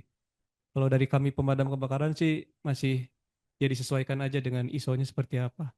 Ya, tapi kalau misalkan BBM ya penanganannya beda, untuk lithium penanganannya juga beda tentunya. Untuk BBM berarti kita harus pastikan tidak ada kebocoran di sistem BBM ataupun BBG-nya. Dan penyimpanan atau pengisian BBM-nya juga harus diperhatikan karena itu B3 dan mudah terbakar. Jadi jangan sampai tempat pengisiannya ya itu sembarangan. Ya. Ibu di sana menggunakan apa? BBM? Ada dua. Oh, BBM ada, lithium ada. Jadi kalau BBM tempat pengisiannya disesuaikan. Ya misalkan di tempat tertentu misah dari gedung utama gitu ya. Supaya kalau ada kececeran BBM ataupun ada gas yang bocor itu aman. Untuk lithium kita belum ada regulasi pastinya, tapi kita ngerenut ke Singapura gitu ya. Jadi kalau pengisian daya baterai lithium itu minimal 25 meter dari gedung utama. Jadi kalau Bapak Ibu tadi udah menggunakan forklift yang lithium, kalau bisa pengecasannya, si charging stationnya itu misah dari bangunan utama. Ya, di luar gitu. Supaya ketika terjadi kebakaran tidak ngerembet kemana-mana. Hanya di ruang itu aja. Jadi kalau lithium itu terbakar, nyemburnya ke kanan ke kiri, atas bawah. Takutnya nyamber ke ruang produksi, nyambernya kemana gitu. Ya, makanya ini juga kita di mall-mall, di tempat-tempat umum, sebisa mungkin charging station untuk mobil-mobil listrik itu di luar bangunan utama. Jadi kalau kita di Pemda ya Pak ya, itu dengan ruang bupati itu sekitar jaraknya 20 meter. Itu jarak amannya kurang lebih segitu. Ya, jadi jangan sampai nempel takutnya ikut ikut terbakar karena tadi lithium itu susah untuk dipadamkan. Apalagi kalau Bapak Ibu punya mobil listrik jangan ngecas di basement ya. Bahaya itu di basement kita kalau kebakaran bisa kanan kiri atas bawah nyamber. Ya, kemudian selanjutnya cukup terjawab Bu Rena? Dijawab. Selanjutnya tadi ya lithium cell storage ya Pak Hendrik ya TVS. Jadi kalau lithium itu memang kelas kebakaran yang masih kita pecahkan misterinya sampai sekarang. Jadi belum ada media khusus yang bisa memadamkan lithium secara efektif. Waktu itu pernah ada yang mengklaim bisa memadamkan baterai lithium, tapi dicobain di baterai tipe yang lain, nggak bisa gitu. Ada yang cocok di A, nggak cocok di B. Ada yang cocok di B, nggak cocok di A, dan lain sebagainya. Jadi yang sekarang paling efektif tetap adalah menggunakan air, tapi tonasenya besar. Ya, jadi kalau misalkan kita mobil kebakaran di jalan, kita malah sekarang menggunakan fire blanket, ditutup pakai terpal gitu ya. Fire blanket seperti terpal ukuran 4x6. Minimal tidak nyebar kemana-mana, mobilnya mah pasti habis. Nah tapi kan bingung kalau misalkan kita storage, misalkan tadi ya cell storage.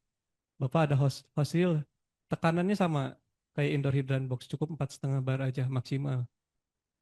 Tapi tonasenya biasanya besar, butuh disemprot terus-terusan kalau baterai tersebut terbakar. Makanya, tapi cell storage-nya tingkat ketahanan apinya berapa Pak? Ada? 2 jam. 2 jam. Setidaknya ada kompartemenisasi. Kalaupun si cell storage-nya tidak bisa atau si baterai selnya tidak bisa terpadamkan, setidaknya tidak merambat kemana-mana. Ya, jadi paling efektif masih menggunakan air, tapi tonasenya bakal besar banget. Karena tadi ada chemical reaction. Ya, si lithium ini bisa menimbulkan panas dan oksigen sendiri. Ya, jadi paling efektif masih menggunakan air. Tapi tekanannya sama kayak indoor hydrant box, maksimal 4,5. Ya,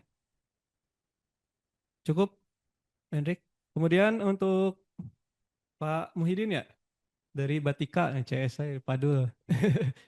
Ya, jadi sprinkler ini bisa dikonekkan dengan alarm, bisa tidak. Berarti kemungkinan besar di Batika tidak dikonekkan. Dikonekkannya melalui apa? Melalui yang namanya flow switch.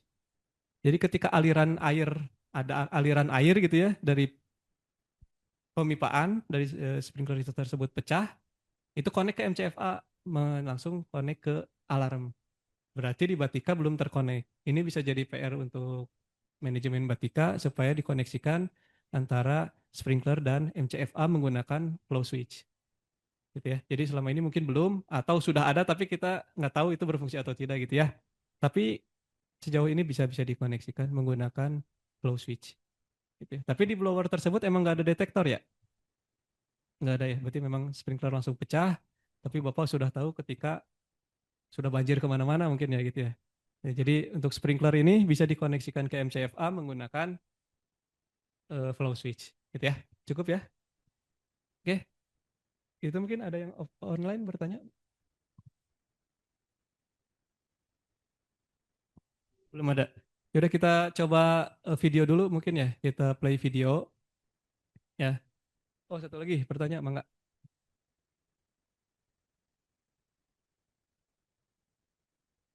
Iya, terima kasih. Saya Sukri Sulaiman dari Sugiura.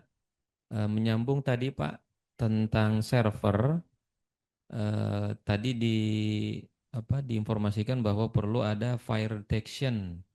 Jadi penempatan aparnya di luar menggunakan CO2, kemudian untuk mengidentifikasi eh, bahaya kebakaran di server itu perlu fire detection. Nah, fire detection ini yang efektifnya seperti apa, Pak? Itu aja pertanyaannya. Terima kasih.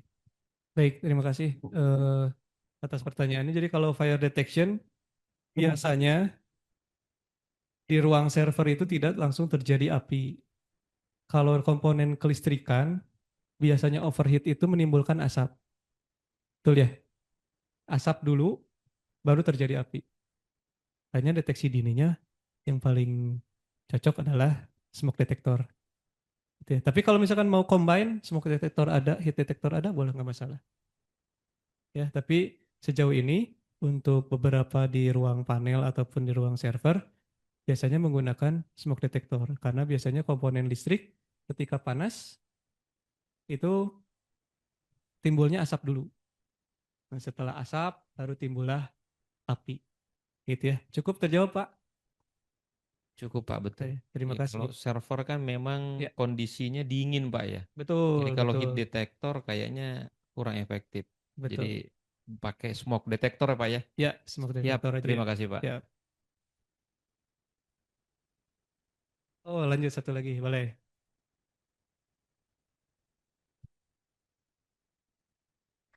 Oke Pak, selamat siang semuanya. Perkenalkan saya Aryono dari PT APM Ya. Spring Indonesia. Mau bertanya Pak, kebetulan di tempat kami ada line painting Pak ya. Nah itu juga sangat riskan sekali untuk terjadinya bahaya kebakaran. Kebetulan kami sudah memasang fireball.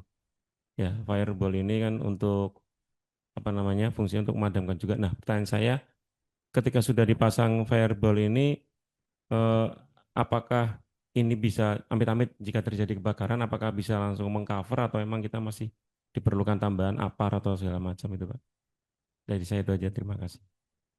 Baik, terima kasih. Sebenarnya fireball memang sifatnya tetap fire extinguisher ya, alat pemadam api portable juga. Hanya cara penggunaannya aja. Nah, tapi tadi efektivitasnya disesuaikan juga ruangannya sebesar apa atau terbakarnya, area terbakarnya luas apa. Jangan sampai satu ruangan besar hanya menggunakan fireball yang 3 kilo misal. Jadi ketika dia meledak, coveragenya tidak seluas ruangannya. Jadi sesuaikan aja. Tapi kalau misalkan fireball ada apar ada lebih bagus lagi. Jadi double protection. Itu jadi kalau misalkan fireball takutnya kan sebenarnya area apinya tidak kita jangkau, makanya bisa kita lempar otomatis gitu ya. Jadi kalau fireball boleh digunakan ya, tapi kalau misalkan double dengan apar juga lebih bagus lagi. Gitu ya. Jadi fireball juga oke. Kemarin kita pernah nyoba fireball di lapas. Lapasnya Karawang itu dicoba karena katanya pernah di lapas di salah satu daerah di Jawa Barat ketika dilempar itunya meledak tapi tidak memadamkan api. Nah kita cobalah akhirnya kemarin, tapi alhamdulillah ternyata bisa.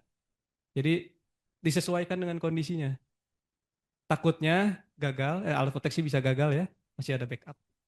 Oke ya, terima kasih.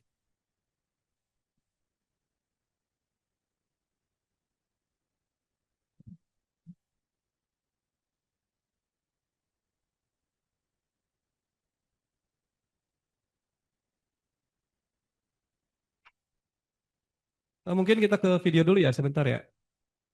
Maaf, ke video dulu tadi terlewat.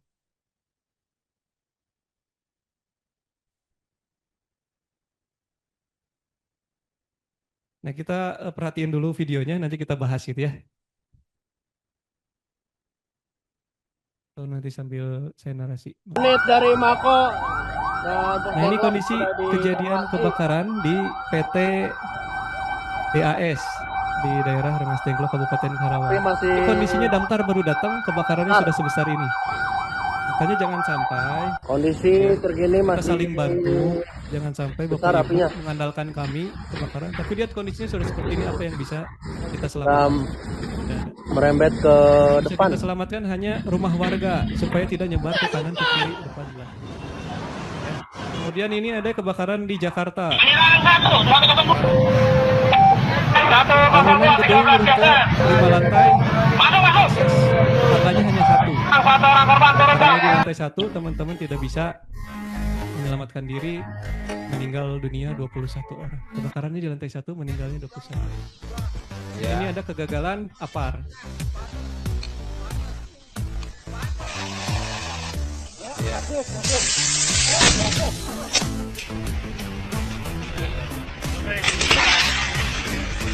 Jadi perlu fire drill, bagaimana cara menggunakan APAR dengan baik dan benar, ini tujuannya untuk kita. Nah, ini salah satu teman inspektur kami, jadi diulang.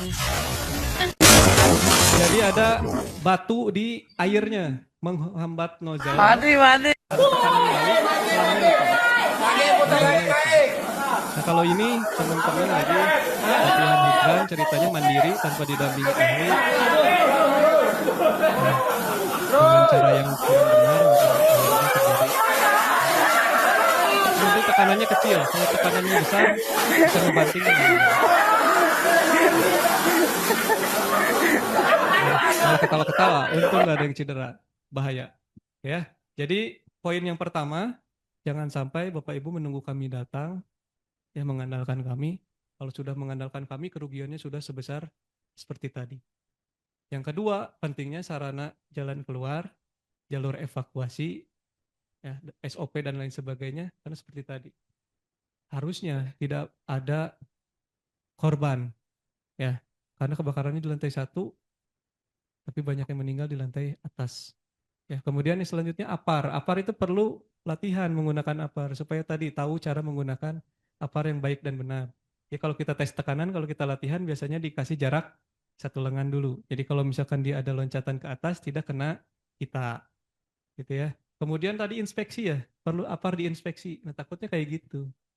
3 tahun dibiarin aja, kita nggak tahu tuh korosi atau enggak, tiba-tiba meledak pas mau kita gunakan. Kemudian hidran sama, tadi hidran yang pertama itu ketika inspeksi, ternyata ada kotoran, batu besar di saluran airnya, nyumbat di nozzle, ada tekanan balik, lepas. Jadi kami pun sama, ya. Tadi kalau ada kejadian apa-apa ya kita nggak tahu ternyata ada kotoran di sana. Kemudian yang terakhir tadi hidran juga perlu latihan. Ya mungkin tadi yang kita bisa ambil adalah ketika masang nozzle dan selangnya tidak bunyi klik misalkan, atau ngasal dan lain sebagainya, kita nggak tahu, tapi bisa jadi kita jadikan pelajaran. Gitu ya. Cukup, ada pertanyaan lagi? Mangga. Oh, ada 2. Silakan. 3 boleh. Sambil nunggu saya ini, kita bakal. Habis ini kita akan kuis, ada post test. 3 terbaik, nanti kita interaktif ya, nanti kuisnya bisa di-scan. 3 terbaik akan dapat hadiah dari Surya Cipta. Dan tadi untuk 4 penanya pertama juga akan dapat hadiah ya. Oke, baik Pak. Terima kasih Pak Fitrah dan Pak Kabit ya untuk waktunya di siang hari ini. Saya Aziz Pak dari PT Arpiston Indonesia. Ingin menanyakan terkait tadi ada simulasi itu Pak, gambar video ya yang sudah diberikan. Saya ingin tanya, kan biasanya untuk setiap perusahaan pasti mempunyai beberapa orang atau sertifikasi level D dan level C sampai level A ya. Nah, batas minimalnya itu dari setiap contoh misalnya di perusahaan kami ada karyawan totalnya 350. Untuk level D-nya itu harus minimal berapa orang, Pak?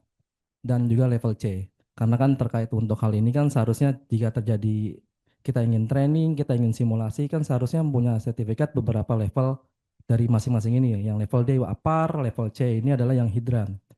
Itu yang pertama. Lalu yang kedua, kalau seandainya batasnya misalnya 5 ya Pak, kan otomatis kan apakah per shift 5 atau total cukup 5 gitu Pak. Kan pasti kan ada pembagian shift 1, shift 2. Kan kalau namanya kebakaran itu kan nggak harus terjadi di pagi hari. Contoh tadi aja terjadinya di malam hari. Jika tiba-tiba terjadi kebakaran itu di malam hari, ternyata yang punya sertifikasi, yang ngerti APAR, yang sering latihan biasanya nih Pak di perusahaan, kalau nggak 10 orang, 20 orang. Pas banget 20 orang itu di shift 1 semuanya, nggak dibagi shift. Nah, itu. Itu aja Pak, terima kasih Pak. Saya Tommy dari PT TPS. Melanjutkan yang tadi pertanyaan Hendrik ya tentang penyimpanan baterai sel. Jadi sebaiknya baterai sel itu kan memang regulasi di Indonesia belum ada dan pemadamannya juga kalau terjadi kebakaran itu sulit. Baiknya berarti terpisah dari gedung utama Pak ya. Nah, kalau soalnya kan itu berada di dalam gedung utama. Terus kedua, kita juga ada gudang di situ 2 tingkat, tangganya cuma 1. Tapi di bawahnya ada bengkel untuk karena yang sering mengisi baterai motor listrik. Nah, berarti kalau misalkan seperti itu, misalkan terjadi kebakaran akibat kegagalan baterai motor listrik, tangganya cuma 1, terus kalau misalkan asapnya bisa ke atas, berarti lantai ke atasnya itu bisa terbakar juga kan oleh asap. Nah, itu gimana cara menghentikannya? Kalau misalkan tadi kayak fire stopper itu kan untuk pipa, tapi kalau untuk tangga asap pasti tetap masuk.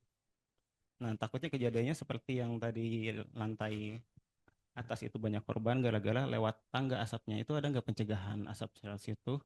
Terus berarti kita juga butuh tangga darurat tambahan dibuat Pak ya di luar situ.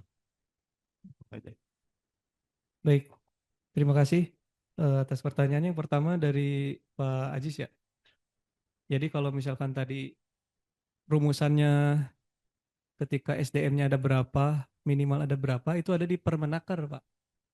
Ya, jadi kami bukan expertnya di sana. Mungkin harusnya kemarin Pak Ponco ya, Bu Revi. Ya, jadi memang ada rumusnya, Pak.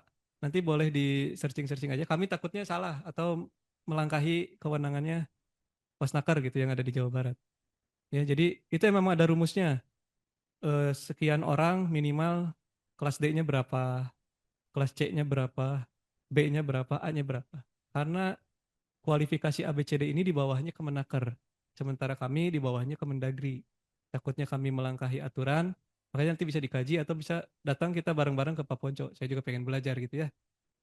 Tapi untuk masalah ya tadi persif, jadi bukan berarti misalkan di rumusannya hanya 5 yang perlu sertifikasi, SDM yang lain tidak bisa menggunakan kebakaran. Enggak. Jadi fire drill-nya boleh ke seluruh karyawan. Ya, jangan sampai mengandalkan hanya tim tanggap darurat saja. Mungkin secara sertifikasi ada hitungannya harus berapa, tapi untuk bisa memadamkan api kami harap semuanya bisa. Jadi supaya mau shift 1, shift 2 maupun shift 3 tetap bisa ada yang bisa untuk memadamkan api. Itu aja mungkin ya Pak Ajis ya.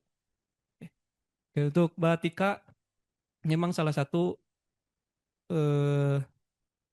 perawatan gitu, pemeliharaan APAR powder itu memang dibulak-balikan. Ya, supaya tadi tidak menggumpal gitu ya powdernya. Jadi kalau sifatnya monoamonium fosfat itu kedinginan atau disimpan dalam bentuk yang lama seperti itu bisa mengendap. Makanya perlu dibalik-balikan. Sejauh ini aman asal safety pin-nya masih dipasang. Segel-segelnya masih dipasang. Takutnya ketika ibu ngebalik nggak sengaja kebuka gitu. Nanti bisa nyemprot kanan kirinya. Nanti si bapak jadi mochi gitu ya kesemprot powder. Ya, itu aja sih. Jadi sejauh ini aman. Sejauh ini aman. Ya. Memang kita sarankan juga itu. Ya. Oke, untuk TVS tadi masalah lithium yang memang sebaiknya dipisah, tapi kalau misalkan memang tidak bisa dipisah tadi ada tingkat tahanan api.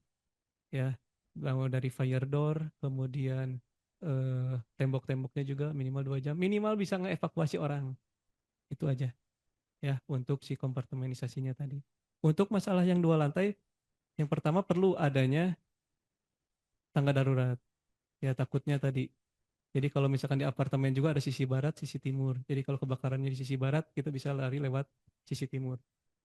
Nah, untuk tangga khususnya biasanya kita kalau di gedung tingkat ada yang namanya pressurized fan. Ada kipas yang bisa menekan tekanan udara supaya asap tidak masuk. Tapi kalau hanya 2 lantai kayaknya susah. Jadi yang paling ini adalah menambah tangga darurat aja. Gitu ya. Jadi kita harus lihat sih ke sana. Supaya risk assessment-nya seperti apa. Nanti kita bisa diskusi. Bisa via email, via WA, enggak? Ya. Cukup. Baik Pak Mungkin itu. Putra, Siap. dari peserta online itu ada satu penanya yaitu Bapak Denis. Izin saya bacakan pertanyaannya ya Pak. Eh, untuk perawatan APAR itu bagaimana ya Pak? Oh, APAB ya ini APAB. APAR. APAB. Baik, terima kasih Pak Denis. Jadi kalau APAB memang beda juga ya. Kalau APAB-nya jenis powder, ya kita cek secara visual atau apa jenis apapun kita cek secara visual dulu, dimulai dari nozzle, kemudian selang, dilihat apakah ada pecah atau tidak gitu ya, ada regas atau tidak, kemudian dicek valve-valve-nya seperti apa, ada karat atau tidak. Ya, kalau misalkan untuk medianya, untuk tadi powder, bisa kita karena apa berat ya untuk dibulak-balik kita bisa goncang-goncang. Jadi karena ada rodanya kita bisa goncang-goncang gitu ya, supaya setidaknya powdernya bergerak. Itu aja sih mungkin Pak Denis. Ya, terima kasih. Baik Bapak Ibu hadirin sekalian, sebagai bentuk apresiasi dari atas partisipasi aktif dari Bapak Ibu sekalian, kami telah menyediakan hadiah menarik untuk 3 penanya pertama ya. Boleh. Yang tadi 3 penanya pertama mah enggak? Boleh ke depan sambil saya siapin kuis dulu ya. Oke, habis ini kita akan kuis, sebenarnya post test ya. Kita pengen tahu apakah hari ini Bapak dan Ibu materinya tersampaikan atau tidak. Ya, disiapkan device-nya, ya HP mungkin nanti tinggal scan QR code. Kita interaktif aja ya. Yang online mau ikut juga boleh, cuman hadiahnya tetap buat yang offline gitu ya. Jadi nanti 3 peringkat teratasnya buat yang offline. Oke, boleh di scan atau join di ini joinmyquiz.com terus masukin kodenya atau di scan QR code juga boleh. Ya. Nanti ya bakal ada 8 pertanyaan. Jadi ini cepat dan tepat gitu ya. Jadi leaderboardnya dari cepat dan tepat. Jadi bukan hanya tepat tapi cepat juga. Ya diisi nama yang benar jadi nanti dapat hadiah dipanggil gitu ya. Oke, kita coba ya. Enggak.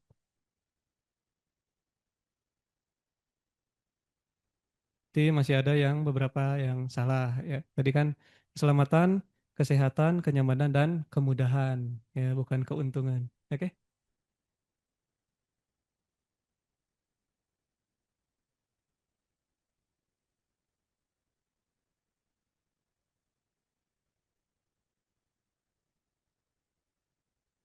Oh, Pak Fizdal masih ya masih ada yang ini ya. Break chain reaction berarti tadi menghilangkan reaksi kimia, starvation menghilangkan bahan bakar, cooling pendinginan. Oke.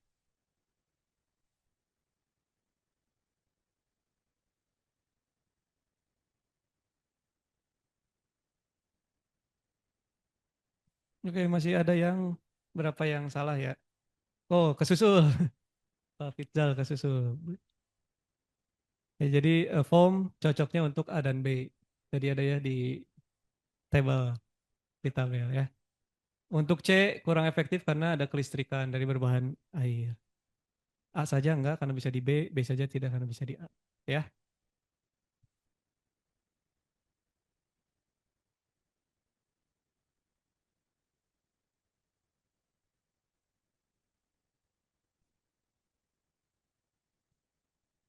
Masih sprinkler ya jawabannya aktif karena membutuhkan energi. Kompartemenisasi dan fire stop masuknya pasif. Terjebak, terjebak.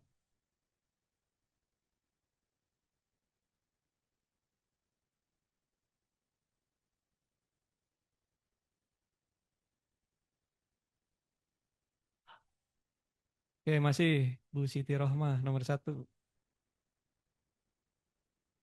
Jadi jawabannya 4,5 bar untuk indoor, ya menurut SNI untuk outdoor itu 6,9.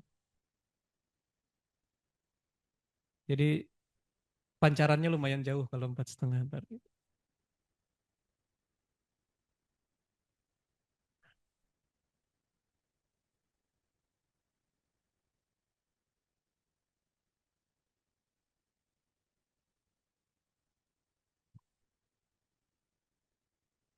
Oke, belum ada perubahan signifikan. Jawabannya adalah joki pump untuk menahan tekanan. Ya, tadi electric pump, diesel pump untuk main pump atau secondary pump, untuk booster pump itu mah di rumah gitu ya, pompa pendorong. Ya.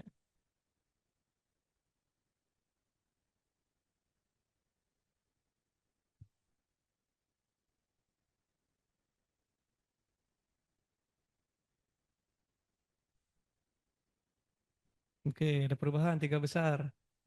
Ya. Jawabannya adalah pendan, ya. Jadi upright mengarah ke atas, sidewall mengarah samping, nah, bottom itu cuma jebakan doang. Tidak ada yang, ada yang milih bottom ternyata. Oke, pertanyaan terakhir. Strategi.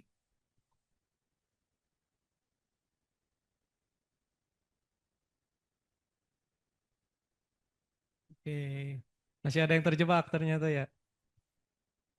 Oke, berarti bisa diumumkan Bu Revi juaranya siapa? Ada 4 pemenang ya Pak. Yang pertama Ya. itu Siti Rohma, Tommy Ramadan, Fuad, dan Firly. Dan nomor 5 Pak. Oh, Pak Aryono. Pak Aryono. Pak Aryono yang mana ya? Mungkin yang tadi Boleh, disebutkan namanya depan. bisa, mungkin bisa acukan tangan dulu Ya. Bapak Ibu. Oke. Oke. Nanti untuk hadiahnya bisa diambil setelah acara Ya. selesai ya Pak. Oke. Ya, jawabannya bad housekeeping ya. Jadi yang benarnya good housekeeping itu menjebak.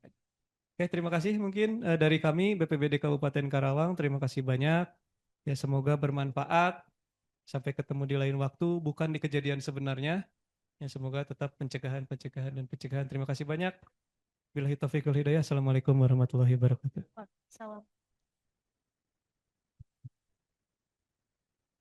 Bapak Ibu peserta seminar dan webinar yang kami hormati, kita telah sampai pada penghujung acara. Kami sampaikan terima kasih kepada para peserta seminar dan webinar hari ini. Tidak lupa kami sampaikan juga terima kasih banyak kepada narasumber telah bersedia untuk berbagi ilmunya. Kami juga memohon maaf apabila terdapat hal-hal yang kurang berkenan selama berlangsungnya acara. Khusus Bapak Ibu peserta webinar, dengan ini kami informasikan bahwa rangkaian kegiatan webinar series kali ini telah selesai. Dan untuk peserta offline, kita lanjut ke sesi simulasi. Peserta offline disarankan untuk membawa barang-barang berharganya. Kami juga telah menyediakan meja di area simulasi untuk menyimpan barang. Kami menyadari jika informasi ini mungkin belum sepenuhnya memuaskan keingintahuan Bapak Ibu sekalian. Untuk itu, jika ada pertanyaan yang lebih detail terkait optimalisasi proteksi kebakaran dan tanggap darurat K3, maka Bapak Ibu dapat mengirimkan email ke revi.cohyanti@suracipta.com atau dapat langsung menghubungi call center BPBD Kabupaten Karawang di nomor 0267 400 113 atau 0856 1400 113 atau call center Damkar Surya Cipta di nomor 0267 44113. Dan terkait bahan presentasi acara ini akan kami kirimkan melalui alamat email Bapak Ibu sekalian yang sudah didaftarkan setelah kegiatan seminar ini selesai. Sampai jumpa kembali di acara webinar series Surya Cipta Center of Information. Selamat beraktivitas kembali, semoga apa yang kami suguhkan hari ini bermanfaat. Akhir kata kami pamit, wassalamualaikum warahmatullahi wabarakatuh. Salam sejahtera dan terima kasih.